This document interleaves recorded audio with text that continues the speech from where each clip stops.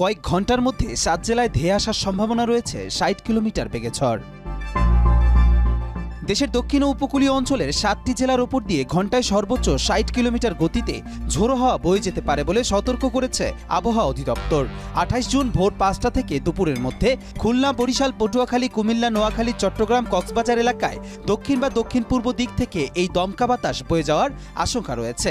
এ সময় কোথাও কোথাও অস্থায়ীভাবে বজ্রসহ বৃষ্টিপাতও হতে পারে।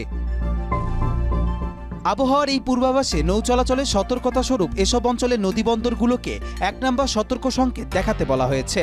সংশ্লিষ্ট অধিদপ্তরের পক্ষ থেকে জানানো হয়েছে, বজ্রঝড়ের আশঙ্কার কারণে ছোট নৌযান ও যাত্রীবাহী নৌকা চলাচলে বিশেষ সতর্কতা অবলম্বনের পরামর্শ দেওয়া হয়েছে।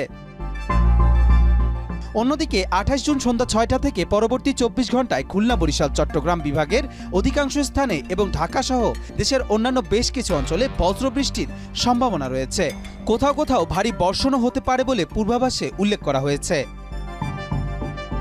২৯ জুনের আবহাওয়ায় বৃষ্টির ধারা অব্যাহত থাকতে পারে। বিশেষ করে খুলনা, বরিশাল, চট্টগ্রাম ও সিলেট অঞ্চলে বজ্রবৃষ্টি ও ভারী বর্ষণের আশঙ্কা করা হচ্ছে। তবে সারা দেশে দিন ও রাতের তাপমাত্রা প্রায় অপরিবর্তিত থাকতে পারে বা কিছুটা বাড়তে পারে বলে জানিয়েছে আবহাওয়া বিভাগ। কবির চৌধুরী, মাই টিভি, ঢাকা।